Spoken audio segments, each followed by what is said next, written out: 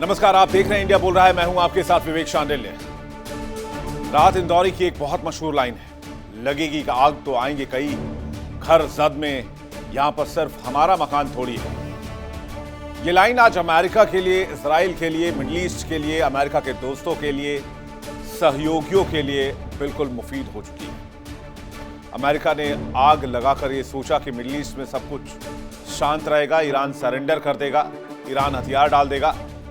लेकिन उस आग की जद में अब पूरा मिडिल ईस्ट है, अमेरिका भी है, इजराइल भी है। इजराइल अमेरिका ने ईरान में आग तो बरसाई, लेकिन ये आग की लपटें उनके घरों तक पहुंच रही हैं। ईरान हाइपरसोनिक मिसाइलों का इस्तेमाल कर रहा है। ईरानी ड्रोन की चपेट में कई एयरबेस और बड़ी इमारतें आ चुकी हैं। इजराइल और अमेरिका ने ईरान को मिटाने की कसम तो खाई, कोशिश तो की, लेकिन ये दांव उल्टा पड़ रहा है। यहां तक कि बेंजामिन नेतन्याहू और डोनाल्ड ट्रंप को डर भी लग रहा है। यहां तक कि डोनाल्ड ट्रंप खुद ये बात कह रहे हैं कि उनकी जान के दुश्मन कई लोग हैं और डोनाल्ड ट्रंप को जान का खतरा है। बहुत मशहूर कहावत है, जो दूसरों के लिए कुआं खोदते हैं वो खुद उसमें गिरते हैं। खामनेई की टॉप लीडरशिप को मारने के बाद डोनाल्ड ट्रंप को लग रहा था कि ईरान सरेंडर कर देगा, लेकिन ईरान अब उस हेडलेस क्रीचर की तरह हो चुका है जिससे बातचीत करने का कोई मतलब नहीं है, क्योंकि वो सिर्फ बदला चाहता है। और अब डोनाल्ड ट्रंप को डर लग रहा है ईरान से जंग लड़के, और तभी से डोनाल्ड ट्रंप किसी बड़े इवेंट में नहीं जा रहे हैं। व्हाइट हाउस में डोनाल्ड ट्रंप प्रीस्ट को बुला रहे हैं और उनसे प्रेयर करवा रहे हैं ताकि उनकी जान की सलामती बनी रहे। एक अमेरिकी राष्ट्रपति की स्थिति हो गई। तस्वीरें आपको दिखाएंगे कैसे व्हाइट हाउस के ओवल में डोनाल्ड ट्रंप के साथ प्रीस्ट का एक बहुत बड़ा समूह नजर आया जो डोनाल्ड ट्रंप के लिए प्रार्थना कर रहा है। तो क्या वाकई डोनाल्ड ट्रंप घबरा गए हैं? डोनाल्ड ट्रंप को आखिर प्रार्थना सभा क्यों करानी पड़ी है?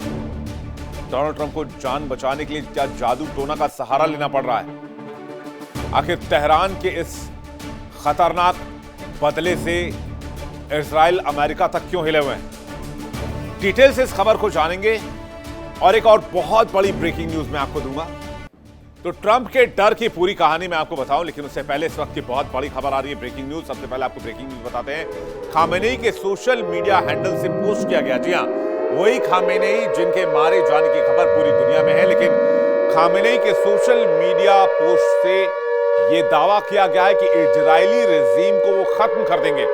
और इजराइल ने हमला करके ईरान पर बहुत बड़ी गलती कर दी है। और इस लाइन के साथ उन्होंने एक तस्वीर भी पोस्ट की है। यह तस्वीर जो इस वक्त हम आपको दिखा रहे हैं, यह खामेनेई के हैंडल से पोस्ट की गई है। आयतुल्लाह खामेनेई .ir चेक कर लीजिए सोशल मीडिया हैंडल। दोबारा से वो पोस्ट लेकर आइए, सोशल मीडिया पोस्ट जो अभी आपने चलाई थी, और उसके साथ ये फोटो वहां पर डाली गई है जिसमें साफ तौर पर यह लिखा गया है, the Zionist regime has made a big mistake and its consequences will make the regime disappear। यानी कि वो इजराइल को तबाह कर देंगे, नामो निशान मिटा देंगे, धरती के नक्शे से खत्म कर देंगे। ये बात खामेनेई के पोस्ट में कही गई है।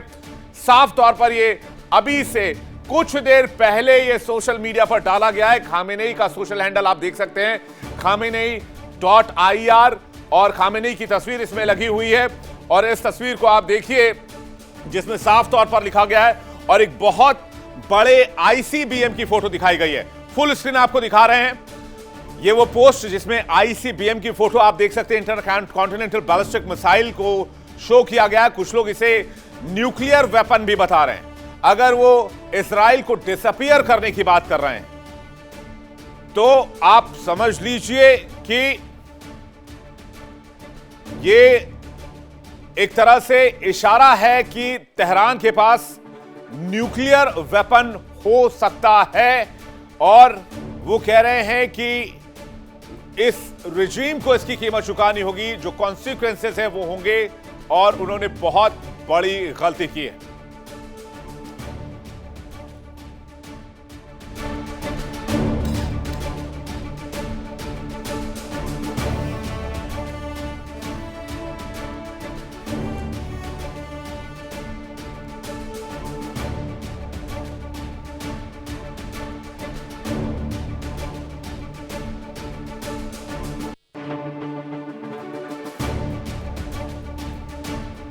खामेनेई को एक तरह से विचारधारा के तौर पर जीवित रखने की कोशिश है ईरान के अंदर, जिस तरह से खामेनेई के सोशल मीडिया हैंडल का इस्तेमाल किया गया है। और बहुत हद तक मुमकिन है खामेनेई का ये सोशल मीडिया हैंडल शायद ब्लॉक कर दिया जाए इस धमकी के बाद, क्योंकि ये सोशल मीडिया हैंडल ऑपरेट बेशक ईरान से किया जा रहा हो या दुनिया के किसी भी कोने से किया जा रहा हो, लेकिन खामेनेई जो इस दुनिया में नहीं है, जो बात ईरान ने कबूल की है, उनके वेबसाइट उनके सोशल मीडिया का इस्तेमाल यहां पर किया जा रहा है इजराइल को डायरेक्ट थ्रेट के लिए, इजराइल को डायरेक्ट वार्न करने के लिए, चेतावनी देने के लिए।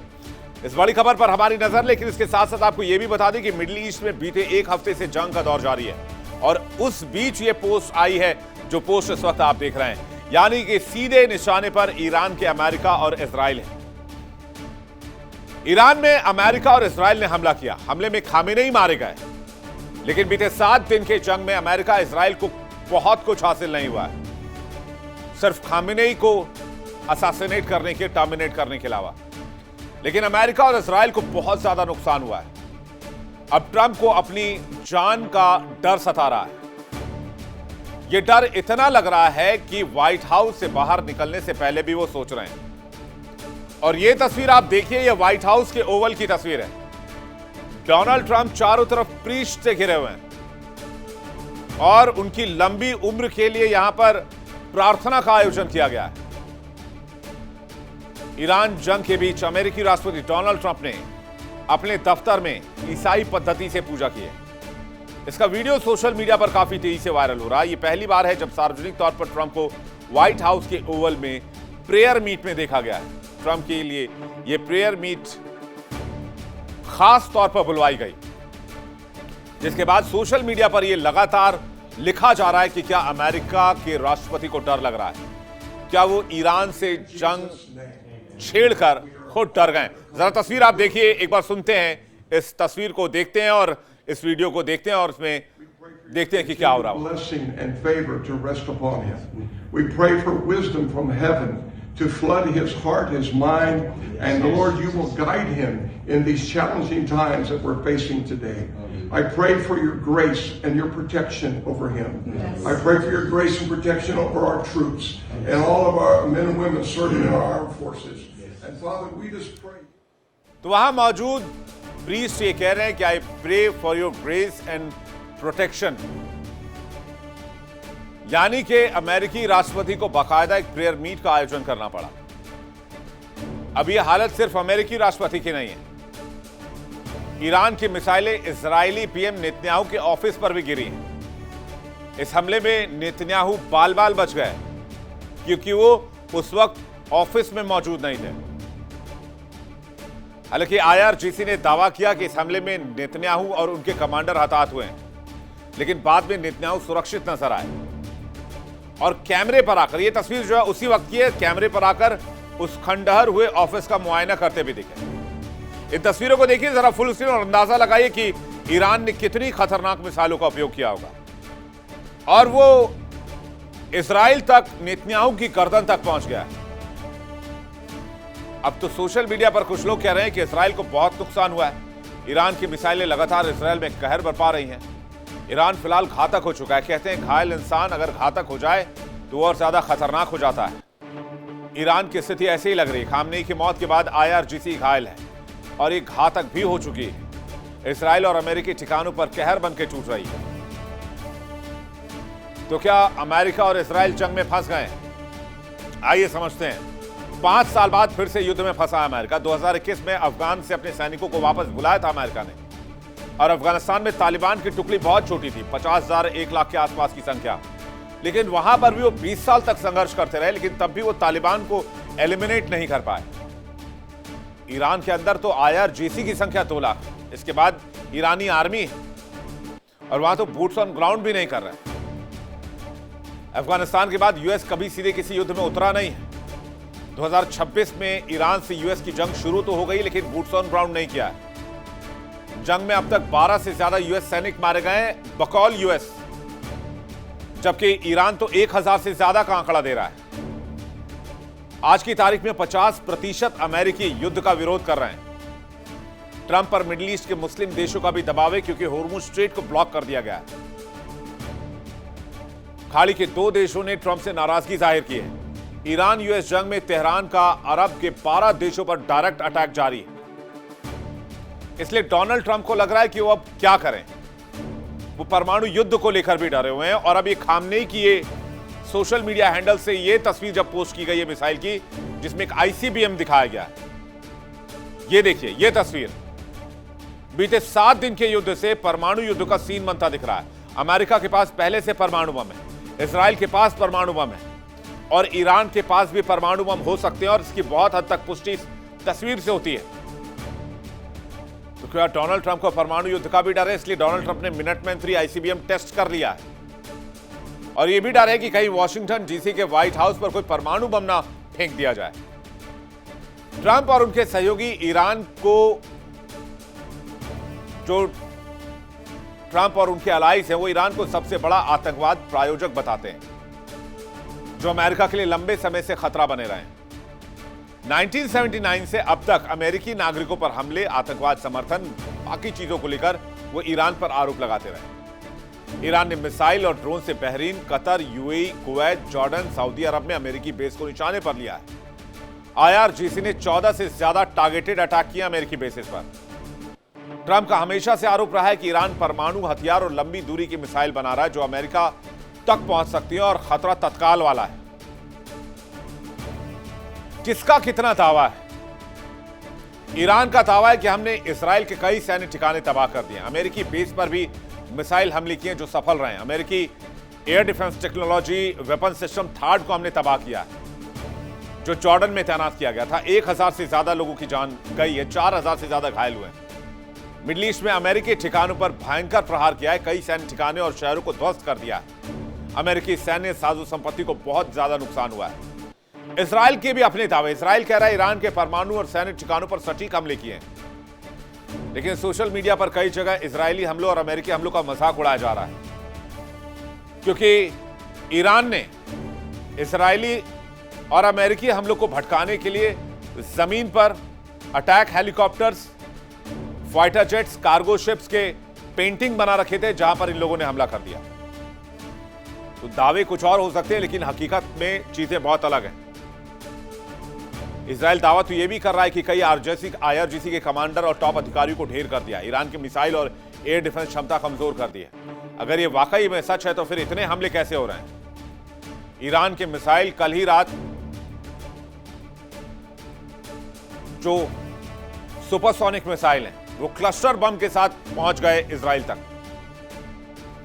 ईरान के मिसाइल लॉन्च साइट और एयर सिस्टम डिफेंस को तबाह करने का दावा अमेरिका कर रहा है, कई सैन्य ठिकानों को नष्ट करने का दावा कर रहा है, अपने आप को बहुत कम नुकसान होने का दावा कर रहा है।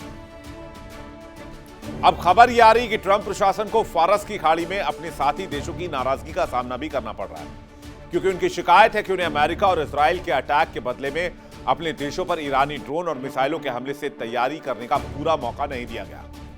खाड़ी देशों का कहना है कि अमेरिका और इजराइल हमले के पहले से उन्होंने कोई जानकारी नहीं दी, उन्होंने विश्वास में भी नहीं लिया, उन्होंने मिडिल ईस्ट को भरोसे में भी नहीं लिया, उनकी तैयारी तक उन्हें पुख्ता करने का मौका नहीं दिया। और यह भी शिकायत है कि अमेरिका ने उनकी चेतावनियों को नजरअंदाज किया, क्योंकि मिडिल ईस्ट ने कहा था, उन देशों ने कहा था कि अगर जंग हुई तो इसका नतीजा पूरे इलाके को भुगतना होगा और इसके कॉन्सिक्वेंसेस बहुत खतरनाक होंगे। और ईरान उसी स्क्रिप्ट पर काम कर रहा है। और ये बात हमने भी आपको तकरीबन 1 महीने पहले बताई थी कि मिडिल ईस्ट नहीं चाहता है कि उसकी जमीन का इस्तेमाल हो, उसके आसमान का इस्तेमाल हो। तो जाहिर सी बात है, अमेरिका ने खाड़ी के देशों को मौत के मुंह में डाल दिया है। इजराइल और ईरान में काफी दूरी है, अमेरिका तो लाखों किलोमीटर दूर है। ऐसे में अमेरिकी सहयोगी देशों को इसकी जद में आना पड़ रहा है। तो क्या यही थी इजराइल अमेरिका की प्लानिंग कि ईरान अपने पड़ोसी देशों पर हमला कर दे और फिर मिडिल ईस्ट जले, और इससे अमेरिका और ईरान का सपना पूरा हो जाएगा, इससे इजराइल का सपना पूरा हो जाएगा? अभी तक की प्लानिंग क्या है यह भी समझ लीजिए। इजराइल ग्रेटर इजराइल बनाना चाहता है, इजराइल की सीमाओं को विस्तार देना चाहता है। गाजा पट्टी भी लगातार इस प्लान का हिस्सा रहा है। इसके अलावा लेबनान, सीरिया, कुछ देशों का हिस्सा भी इस ग्रेटर इजराइल के विजन का बहुत बड़ा हिस्सा है। अगस्त 2025 में नेतन्याहू ने कहा था ग्रेटर इजराइल बनेगा। 2023 में यूएन में भी इजराइल ने एक मैप दिखाया था, उस मैप में फिलिस्तीन नहीं था, जिससे विवाद हुआ। ईरान हिजबुल्ला पर हमला इसी प्लान का हिस्सा बताया गया था। हाल ही में पाकिस्तान से एक जासूस पकड़ा गया। न्यूयॉर्क की अदालत में पाकिस्तानी नागरिक आसिफ मर्चेंट ने सनसनीखेज दावा किया कि ईरानी खुफिया एजेंट्स ने उसे अमेरिकी नेताओं की हत्या की साजिश में जबरन शामिल किया था। मर्चेंट ने बताया कि इस्लामिक रेवोल्यूशनरी गार्ड कॉर्प्स के हैंडलर ने उसे डोनाल्ड ट्रंप, जो बाइडेन और निकी हेली को निशाना बनाने के लिए चुना था। चुनाव के समय में भी ट्रंप को गोलीबारी की घटनाओं का शिकार होना पड़ा था। तब भी कहा गया था कि डोनाल्ड ट्रंप की जान को खतरा है और इसी वजह से ट्रंप डरे हुए हैं। और अब मिडिल ईस्ट की जंग को लेकर भी ट्रंप डरे हुए हैं, क्योंकि मिडिल ईस्ट में महायुद्ध का 7वां दिन है और इस युद्ध का कोई और छोर नहीं दिख रहा। 7 दिन की युद्ध में ईरान, इजराइल, अमेरिका को भारी नुकसान हुआ है। ईरान से युद्ध में यूएस, इजराइल को भी नुकसान हुआ है। ईरानी मिसाइलों में इजराइल में भारी तबाही हुई है। यूएई, लेबनान समेत 13 देशों में नुकसान हुआ है। युद्ध में ईरानी सुप्रीम लीडर खामेनेई मारे गए। ईरान ने जवाबी हमले किए और पूरे क्षेत्र में संघर्ष फैल गया है। इसके बाद ईरान ने होर्मुज स्ट्रेट बंद कर दिया है। तेल आपूर्ति ठप हो गई है। हिजबुल्लाह ने इजराइल पर अटैक शुरू कर दिया है। तो सवाल इस बात का है कि जिस जंग से इतना नुकसान होना था, क्या इसका असम्पशन या इसका कैलकुलेशन ट्रंप एंड टीम ने नहीं किया? और अगर ट्रंप एंड टीम ने इसको कैलकुलेट नहीं किया था तो इसका खामियाजा मिडिल ईस्ट क्यों भुगते हैं?